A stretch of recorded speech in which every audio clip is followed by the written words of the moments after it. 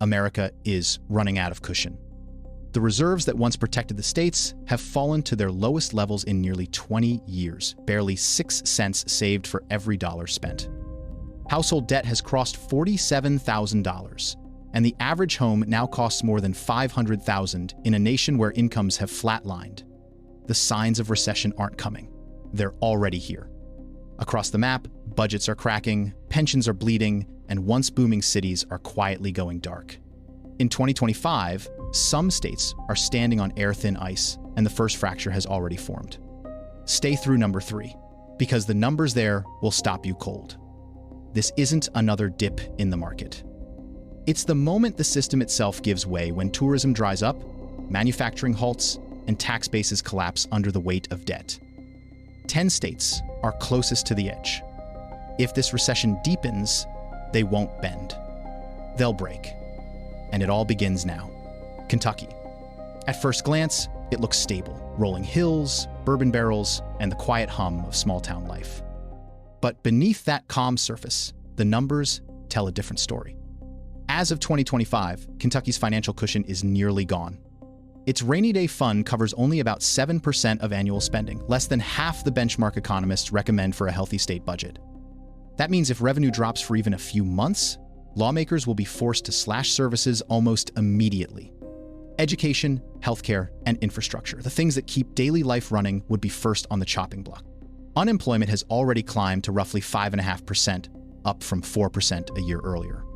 Each tenth of a point means thousands more Kentuckians out of work. And with fewer paychecks comes smaller sales tax collections. The state's economy still leans heavily on manufacturing, coal, and agriculture, 3 sectors that shrink fast when a national recession hits. Coal tax revenue alone has fallen about 22% year over year, a blow to towns that rely on those dollars to fund local schools and road repairs. Meanwhile, nearly 1 in 5 households lives below the poverty line, far higher than the national average of roughly 11%. That means a large share of the population is already stretched thin before the downturn even begins. In cities like Louisville and Lexington, home prices that once felt modest are starting to slip. The median home now sits near $213,000, and values in eastern rural counties have begun to fall by several thousand in just a few months. When equity disappears, borrowing dries up, and consumer spending follows. It's a feedback loop every recession feeds on. Kentucky's GDP contracted about 0.7% in the first quarter of 2025, signaling that the slowdown has already arrived. If the national economy officially tips into recession, this state's narrow tax base and low reserves mean the shock will hit instantly. Layoffs will rise, credit delinquencies will climb, and local governments will scramble to meet payrolls. For generations, Kentuckians have weathered downturns with grit and community. But this time, the math is merciless. Weak reserves, shrinking revenues, and a population already on edge. If the U.S. recession deepens, Kentucky won't have months to adjust, it will have weeks. And when the first state budgets start to crack, it could be here that the breaking begins. Because in Kentucky, the storm has already touched ground, Rhode Island. The smallest state in America, but in a recession, its problems grow larger than its borders. In 2025, this coastal postcard of New England beauty is masking a quiet financial strain that could unravel overnight. The warning signs start with its reserves. Rhode Island's rainy day fund covers barely 7% of annual spending, one of the thinnest safety cushions in the country. Economists recommend at least 15% to weather a downturn. That gap means a single fiscal shock, a sharp drop in tax revenue, or a spike in unemployment benefits could drain the fund within weeks. And that's not a hypothetical risk. Unemployment has already risen to roughly 5.5%, up nearly 2 full points from a year ago. The industries that built Rhode Island's recovery, healthcare, tourism, and higher education are now softening together. Hotels along the coast report double-digit declines in bookings. Providence hospitals are freezing new hires. And universities, once overflowing with students, are facing budget shortfalls as enrollment dips. Meanwhile, personal debt averages more than $41,000 per person, and delinquency rates are climbing month by month. Credit cards, auto loans, and mortgages are all stretching families who are already living close to the edge. Rhode Islanders are now spending a greater share of their income just to stay current on payments, leaving less for groceries, gas, and essentials. That slows local businesses and tax receipts even further. Housing, once a regional bragging right, is becoming a liability.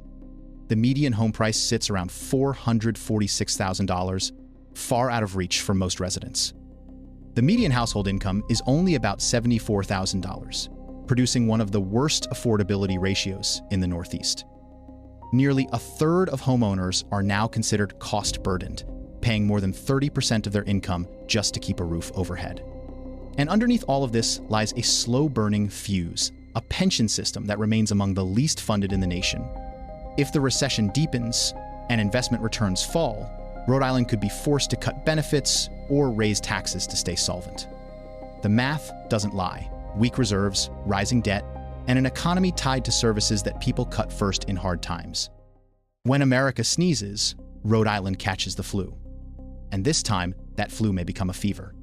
Because in the ocean state, when the tide goes out, we'll finally see how little ground there is beneath the waterline. Arizona, the desert state that once promised sunshine, space, and affordable living, has become one of the most fragile economies in the entire Sun Belt. What looked like a boom through the early 2020s now feels more like a bubble waiting for the pin.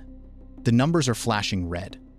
In 2025, the median home price across Arizona sits near $430,000, but in cities like Phoenix and Scottsdale, it's climbed above $550,000. That's nearly 7 times the state's median household income of $72,900. Economists call that an affordability crisis. Homeowners call it survival. Roughly 1 in 3 households here is now considered housing cost burdened, spending more than 30% of income just to keep up with mortgages or rent. This housing fever was fueled by pandemic migration, retirees, remote workers, and families fleeing higher cost states. They came for cheaper taxes and clear skies. But the influx drove prices into the stratosphere, while wages barely moved. Construction raced to catch up, pushing debt higher, and when interest rates rose, the market began to buckle. Now, inventories are swelling, homes sit unsold for months, and new developments are pausing mid-build.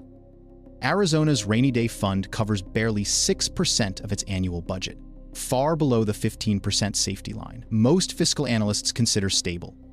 That means when revenue from real estate taxes, tourism, or retail spending dips, the state has almost no cushion.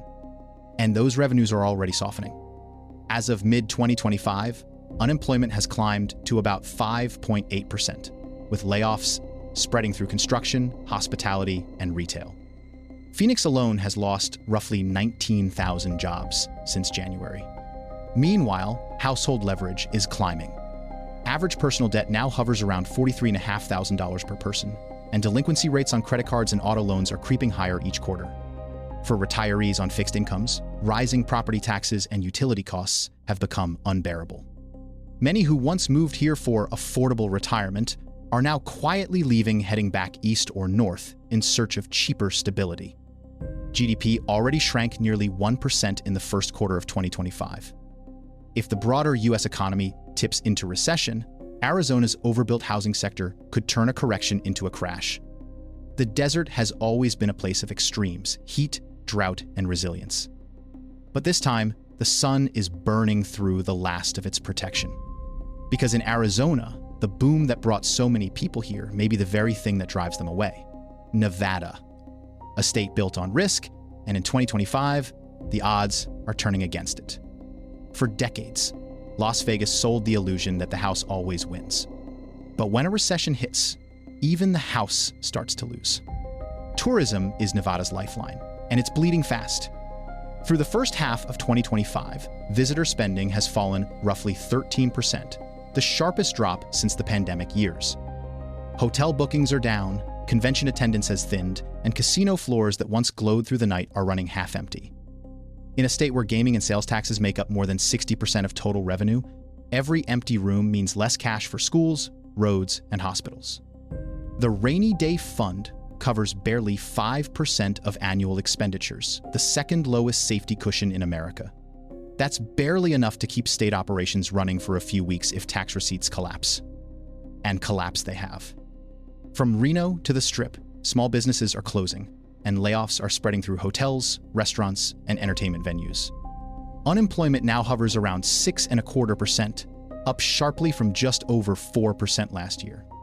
Real estate, once the state's comeback story, is unraveling again. The median home price stands near $438,000, but values in Las Vegas have already slipped almost 9% year over year. Speculators who bought during the boom are bailing out, pushing inventory up by roughly one-third compared with 2023. Nearly 1 in 5 homeowners is now underwater, owing more on their mortgage than their house is worth a painful echo of the 2008 crash. As foreclosures creep higher, entire subdivisions sit half vacant, their streetlights flickering over for sale signs no one can afford to answer. Household debt tells the same story. The average Nevada family carries around $45,000 in personal debt, and delinquencies on credit cards and auto loans have climbed more than 2 percentage points in just 6 months. When those payments stop, spending stops, and the service economy that depends on it starts to implode. Outside Las Vegas, cities like Henderson and Reno feel the tremors too. Job growth has stalled, tourism traffic has thinned, and local governments are cutting budgets to stay solvent.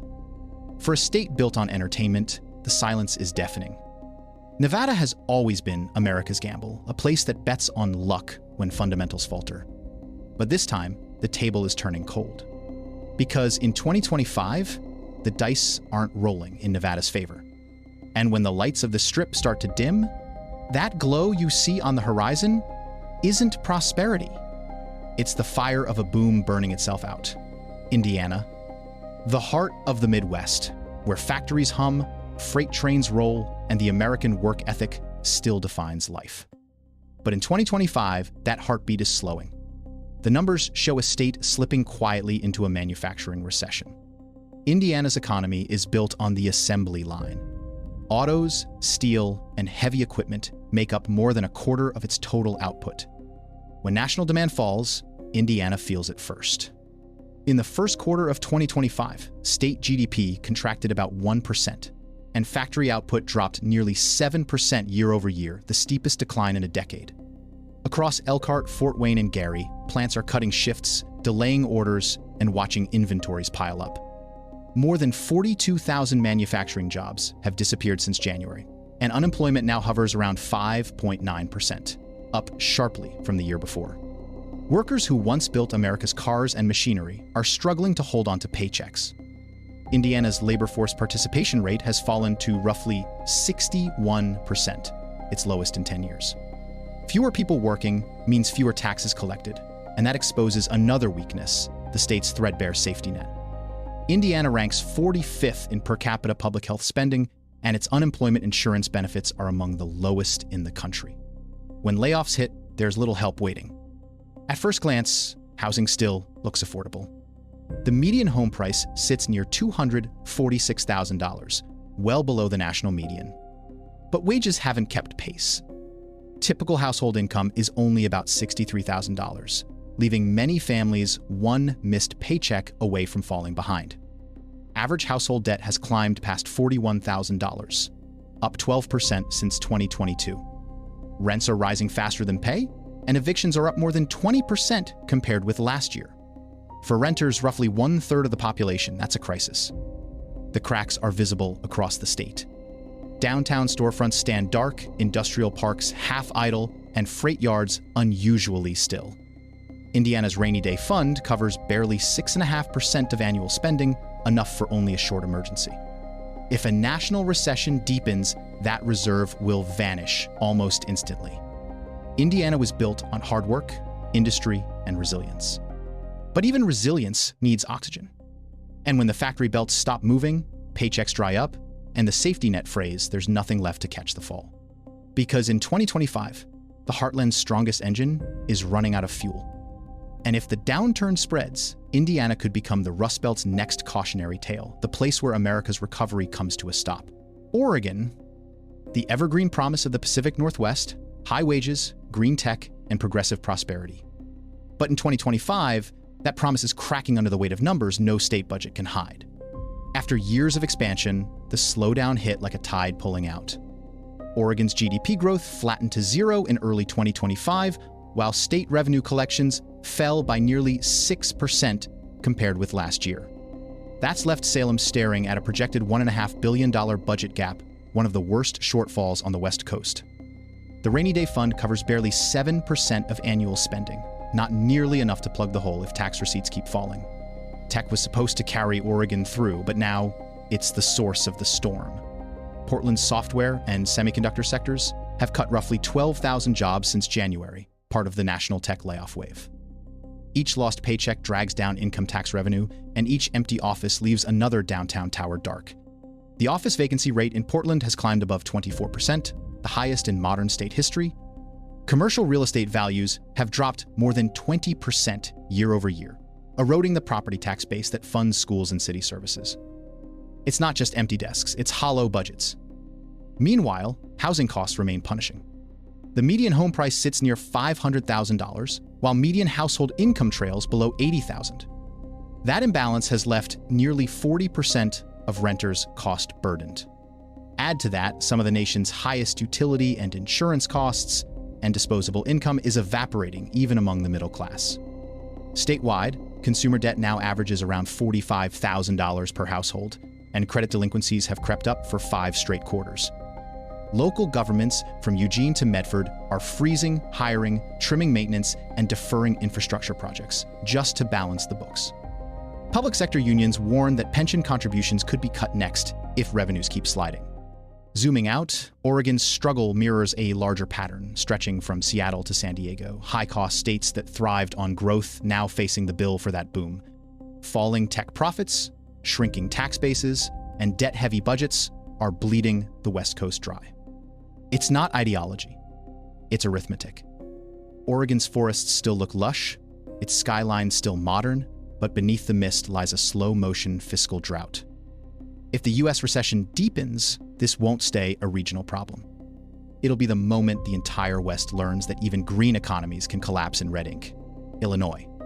A state once called the economic crossroads of America, rail lines, skyscrapers, and cornfields, all stitched into one engine. But in 2025, that engine is seizing. The weight of debt, taxes, and flight is pulling Illinois toward a slow-motion fiscal breakdown. The headline number is staggering. Illinois now carries more than $140 billion in unfunded pension liabilities, the largest of any state in the nation.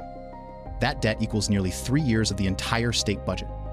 Even during stable times, Illinois spends close to 1 out of every 4 tax dollars just to service retirement promises made decades ago. When revenues fall in a recession, those payments don't stop, they grow. The state's rainy day fund covers barely 6% of annual spending, a paper-thin cushion for an economy this size. Meanwhile, personal income tax collections have already slipped by about 4% year over year, and sales tax revenue is down across Chicago and the collar counties. The gap is widening, not closing. To fill it, taxes keep climbing. Property tax rates in many counties now exceed 2.5% of assessed value, nearly double the national average. The result? People are leaving. Illinois has lost more than 75,000 residents in the past year alone, the 3rd largest population decline in America. Every family that moves out takes their income, their spending, and their tax contribution with them. That exodus erodes the base needed to fund schools, transit, and city pensions, forcing remaining residents to shoulder even heavier burdens. Chicago shows the cracks most clearly. Downtown office occupancy remains stuck below 55%. Commercial real estate values have fallen more than 20% since the pandemic, and transit ridership is barely half of what it once was. With fewer workers downtown, small businesses are vanishing, and the sales taxes they generated vanish with them. Local governments are raising fees, trimming police shifts, and closing libraries to patch the holes. Infrastructure upgrades are delayed, potholes deepen, bridges rust. Across the state, municipal credit ratings are teetering just above junk. Illinois isn't out of money yet, it's out of options. Every fix creates another fracture. Higher taxes chase away growth, and lower growth starves the budget. It's a spiral no accountant can balance. And as the national economy slows, this once mighty hub of industry and ambition faces a brutal truth. You can't tax your way out of a debt this deep. Because in Illinois, the bill for yesterday's promises is coming due today with interest. Mississippi, the Deep South's enduring paradox, rich in culture, poor in infrastructure. And in 2025, it stands closer to collapse than any other state east of the Mississippi River. The numbers alone stop you cold. Nearly 1 in 5 residents, about 20% of the population, lives below the poverty line, the highest rate in America. That's twice the national average. Median household income sits near $51,500, while the median home price hovers around $184,000. On paper, that might look affordable, but the reality is far harsher. Rising insurance costs, soaring utility bills, and stagnant wages leave families one storm away from bankruptcy. The state's rainy day fund covers barely 5% of annual spending, among the lowest in the nation. That's not a cushion, it's a warning. When revenues fall, Mississippi has nowhere to turn but deeper cuts. Its economy is shrinking. In the first quarter of 2025, state GDP contracted by about 1.2%, driven by steep declines in agriculture, manufacturing, and healthcare, the very sectors that employ most of its workers. Unemployment has climbed above 6%, and the ripple effect is spreading from Jackson to Tupelo to the Delta. Infrastructure tells the rest of the story. More than 1,000 bridges are now classified as structurally deficient, and dozens of water systems are in chronic violation of federal safety standards. In Jackson, repeated water failures have turned daily life into crisis management, boiling water, waiting in lines, rationing bottles just to get through the week. Roads crumble, schools leak, and rural hospitals close their doors because the funding simply isn't there. Debt is rising too. The average household carries about $38,200 in consumer debt, while credit card delinquencies have hit record highs. With incomes stagnant, every new bill pushes another family over the edge. Mississippi ranks 49th in healthcare access and 50th in education spending. Those aren't just statistics, they're a roadmap for what happens when the social fabric finally tears. If the US recession deepens, Mississippi won't just struggle, it will spiral. Poverty will surge, budgets will implode, and migration will accelerate as families search for a way out. Because here, collapse isn't theoretical. It's already visible in the potholes, the empty schools, and the water that still runs brown. And if the rest of America wants to see its own future, it only has to look south to the place where the safety net has already failed: Colorado. The postcard of prosperity, snow-capped peaks, booming tech, and picture-perfect neighborhoods.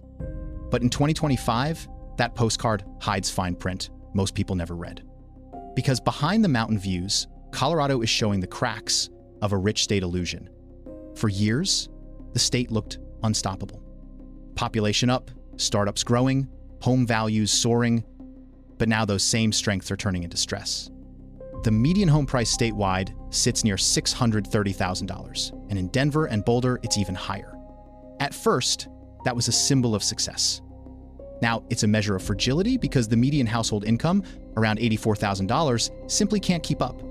More than 1 in 3 homeowners is cost-burdened, and rent prices have jumped almost 28% in just 2 years. It's the illusion of wealth without the cushion of stability. Construction has slowed, new listings are stacking up, and tech layoffs are thinning paychecks across the Front Range. Statewide unemployment has risen to roughly 5.5%, and job losses are concentrated in the very industries that fueled Colorado's boom: software, construction, and tourism. GDP contracted about 0.6% in the first quarter of 2025. The downturn may look modest on paper, but it's eroding tax receipts fast. Colorado's rainy day fund covers only about 6% of annual spending, well below the national average. That means when income tax collections dip, the state's education and infrastructure budgets immediately feel the squeeze. Consumer debt tells the rest of the story. The average household now carries roughly $49,000 in personal debt, and credit card delinquencies are up more than 3% since late 2024. Even the state's vaunted tech corridor around Boulder and Fort Collins is retrenching frozen equity funding, empty office space, rising subleases.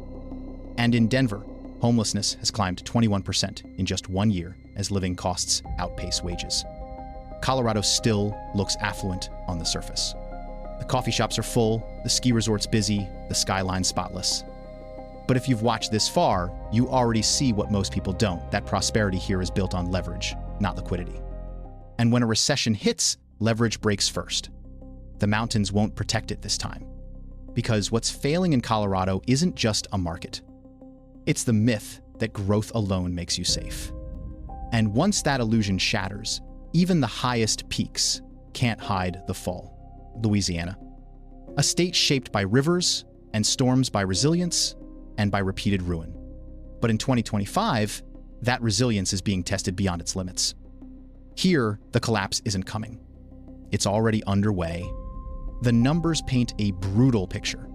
The rainy day fund covers barely 4.3% of annual spending, the lowest cushion of any state in America. That's less than 3 weeks of operating money if tax revenues fall. And they are falling fast. With energy prices down and offshore drilling slowing, state GDP shrank about 1.4% in the first quarter of 2025, one of the steepest declines in the nation. The energy sector has lost more than 54,000 jobs since January. Refineries along the Gulf Coast are cutting production, and shipping traffic through the port of New Orleans has dropped by nearly 10%. Every lost job means fewer paychecks, smaller sales tax receipts, and another blow to local budgets already on life support. Unemployment has climbed above 6.5%, and poverty remains among the worst in America. Roughly 23% of residents live below the poverty line. That's nearly 1 in 4 Louisianans struggling to afford rent, groceries, and energy bills that keep climbing even as incomes stagnate. Infrastructure is disintegrating. Highways buckle under heat, bridges corrode, and levees built decades ago are failing faster than they can be repaired. Rural water systems leak millions of gallons each day. In New Orleans and Baton Rouge, neighborhoods flood during ordinary rainstorms. Every storm season threatens to erase years of recovery. Meanwhile, the average household holds about $42,000 in debt, and credit delinquencies are accelerating. Flood insurance premiums and utility rates are rising together, pushing working families into impossible choices. Public schools face teacher shortages, hospitals are understaffed, and the state ranks 48th in healthcare access and 46th in education funding. There's no safety net left to tear, it's already gone. Louisiana isn't just weathering an economic storm, it's enduring a system failure where every support beam gives way at once: energy, infrastructure, budgets, and livelihoods. And when those pillars fall together, recovery doesn't come back in quarters or years. It comes back in generations. Because the truth is this: the Bayou State is no longer waiting for collapse. It's living it. And if the rest of America wants to see where unchecked decay ends, look south to Louisiana, where the lights are still on, but the grid is already burning out.